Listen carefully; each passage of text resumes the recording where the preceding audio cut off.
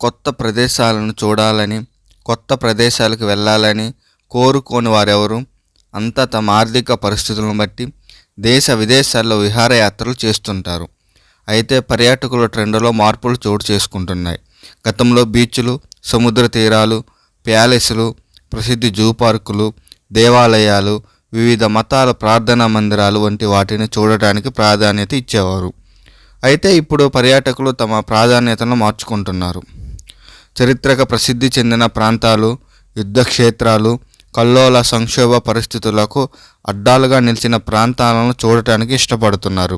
దీన్నే dark tourism అంటున్నారు. ప్రస్తుతం ఉక్రెయిన్ రష్యా యుద్ధం జరుగుతుంది.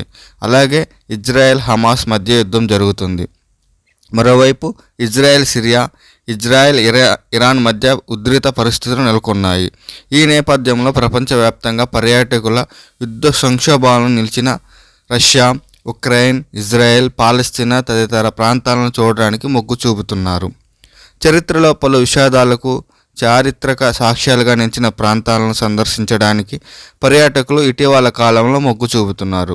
రెండో ప్రపంచ యుద్ధం అప్పుడు 1945లో జపాన్లోని హిరోషిమా, నాగసాకి నగరాలపై అమెరికా అణుబాంబుతో దాడి చేసింది. ఈ నేపథ్యంలో ఆ నగరాలను సందర్శించే వారి సంఖ్య పెరుగుతుంది.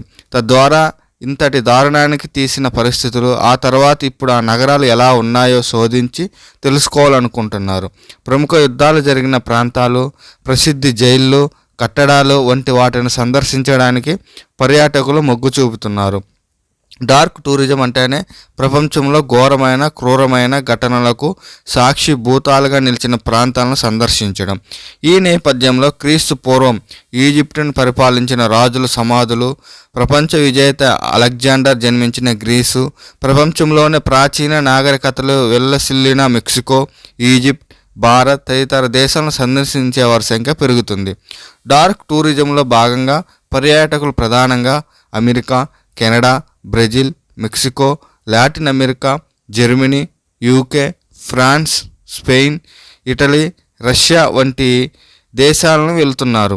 ఇక మన దేశంలో భారీ జలప్రళయం సంభవించిన ఉత్తరాఖండ్, కేరళ రాష్ట్రాలతో పాటు మౌర్యులు, గుప్తులు, మొఘల్ చక్రవర్తుల కాలంలో విల్లసిల్లిన ఢిల్లీ, గయా, పాటలీపుత్ర, రాజస్థాన్, మహారాష్ట్ర వంటి ప్రాంతాలను చూడడానికి పర్యాటకులు ఇష్టపడుతున్నారు.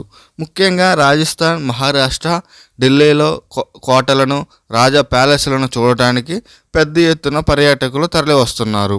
అలాగే అండమాన్లోని స్వతంత్ర సమరయోధుల కారాగారంలో ఉంచిన సెల్యులర్ జైలు, అమృత్సర్లోని జలియన్వాలా బాగ్, గుజరాత్, హర్యానా, పంజాబ్ రాష్ట్రాల్లోని సింధు నాగరికత కాలం నాటి ప్రాంతాలు, భూకంపంతో తీవ్రంగా దెబ్బతిన్న భుజ్ ప్రాంతం భారతీయులకు హాట్ ఫేవరెట్ డెస్టినేషన్గా ఉన్నాయి.